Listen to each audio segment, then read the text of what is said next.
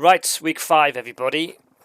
Here I am again in the garage. It's a Sunday, and this week I'm going to make a video for every single one of these. You're welcome. The reason I'm going to do that is because this week will almost totally prepare you for the second assignment, which I'm probably going to release very soon if I haven't done so already. And it's really marking the culmination of everything you've done over the last 4 weeks, with a little bit of extra thrown in. We're going to talk about dictionaries, and we're also going to talk about file types that are associated with kind of bioinformatics, genetics data sets. So those are FASTA and GFF, and if you haven't seen it yet, go and read it now. There's a primer in Canvas in the week 5 module, which you should go and read now.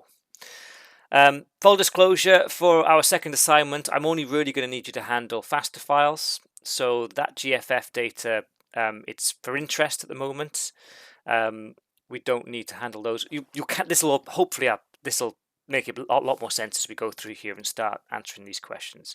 So I'm going to dive in right now. We're going to start answering these questions. Question 1. So the first 5 are kind of just introductory, and then we'll go, as usual, look at some more kind of project-based stuff afterwards, a bit longer.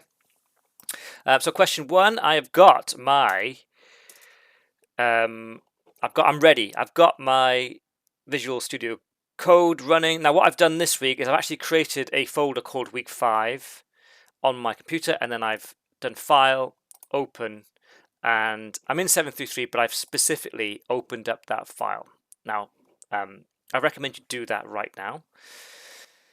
And what I've done in here is I've added a couple of extra files. So I've got my first problem file. That's great. I'm ready to go. And I've also got these two. So there's a generate FASTA and GFF, and that is on Canvas right now. I'm just going to update that slightly because this is not for the assignment. I've got another one of those. And what these files will be doing is generating your own personal FASTA file and GFF file for this workshop, which you'll need. And I want you to do this at some point during the workshop. I don't think we do it until question 6, but you're going to need this file in your project now. So I would get that ready to go. There's also a codon table, which we're going to do some protein transcription. So we're going to use this table as well. This is this is common knowledge, right? This is something which I've got off the internet, but I put it into a Python file for now. Okay, let's have a look at the question. Question 1. Where is it? Hang on. Right. So, firstly, we're going to take a look at a dictionary. Now we have done some dictionary stuff already. But I haven't explicitly explained how they work, I don't think. So I'm going to do that. Let me read this question. Create a dictionary mapping 3 DNA codons and their amino acids. And I'm going to write code to look up the amino acid for a codon and add a new codon and amino acid pair. And then I want to loop through the dictionary and print all keys and values. Okay, let's take a look at that. So, bear with me. I've got an example. Right, so question 1, we are going to demonstrate creating and using a dictionary, and in this case it's for DNA codons. Okay, right, so I'm gonna create this very small dictionary to begin with. Create a dictionary. Right, so I'm going to create a dictionary called codons. Now, codons is a variable name that I'm going to use again, and this is how I create a dictionary from scratch. Curly bracket. And I could start typing here, but because I like to be neat and tidy, I'm going to hit enter right there. Okay, and what that will do is it will give me a nice line space between my start and my finish bracket, and I can put multiple entries into this codon, and it'll look a bit neat. I can do this with a list as well, by the way, if I was using square brackets. Let's just create a couple of codons here. So I'm going to have an ATG, which I know is an M, capital M. I'm going to have a TTT and an F, capital F. I'm going to use capitals for everything, and I'm going to have a GGC for a G. Okay, right, so a couple of talking points here. You'll notice I've got everything in this dictionary is a string. Okay, that's not always the case, but it is here. This value here is what I call a key. So that is kind of the lookup key for my codon. I'll show you how that works in a second. And then I've got a colon, and then everything after that is what we call the value. So these dictionaries are structured in what we call these key value pairs, and they're a really, really great way of storing information with a bit more data than a traditional list. List is very one-dimensional, isn't it? This is kind of two-dimensional, really. So I can find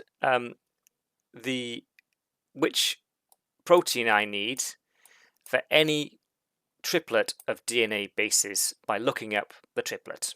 Okay, let me show you how that works. Let's look up a codon. Okay, let's look up a codon. So I'm going to use codons. They spell a different word altogether then. And I'm gonna get that.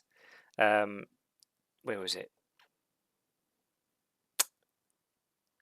ATG. That's what I want. And actually, I want a codon. Good grief! I actually want to wrap this in print statement. Print. I'll put something in here. Amino acid. I said protein earlier, but I meant amino acid for ATG. Okay. Okay, fantastic. And let's run it, see what happens. Okay, so what's happened here is it's printed out amino acid for ATG, and it's printed out the correct value. So this bit is the important bit, this codon's ATG. So that is an immediate kind of, think of it like an immediate function, although it's got square brackets, that will simply return the value associated with that key. So if ever you want to look up any value from a dictionary, you can do codon or dictionary square bracket, give it the key, and it will return to you what is stored in its value. Okay, right. There was another part of this question, and I want to create or add a new codon amino acid pair. Right, so the great thing about dictionaries is they are what we call mutable in Python. That means I can add stuff or take stuff away or change it.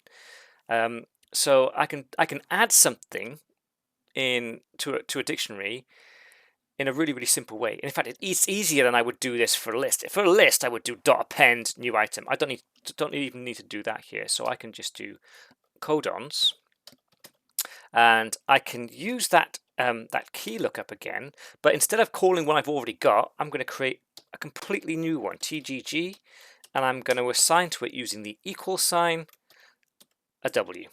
Okay, and what that will do, if I were to run this, it would print out, oh actually it won't print, it will create a new row in my codons dictionary, and it'll be there. So just to prove that that's working, I'm going to do the last part of the task, which is to print them out. So I want to loop through dictionary and print all key value pairs. That's the last thing of this problem. So I'm I'm going to keep this straightforward. I'm going to use a for loop, but I'm going to use something slightly different here. Now, because I'm not looping over a list. If it was a list, I could just do for item in list and print that out. But because I've got these key value pairs, I actually want to loop over both the keys and the values at the same time. Okay, so I could have done it with a single variable and used this notation to call it each time, but a much easier way to do that is to use a combination of temporary variables here. So codon, comma, AA. So I'm going to get the codon, that's the key, and the amino acid, that's the value in codons. Now, it wouldn't work if I just use codons. I have to do a dot items at the end here. Just trust me on that. And then I'm going to print codon, and then I'm going to just add a little hyphen there so I know it, and I'm going to print that out. And if I do that, there we go, I get my table out. And you can see I've got an extra codon at the end there, in addition to the ones that I've defined manually with IN. That's where I did it here. And you can see I can run that as many times as I want, and it won't just keep adding TGGs, it will override the one I've got. So I'll always have 4 codons in that dictionary. Okay, that's question 1. Let's move on.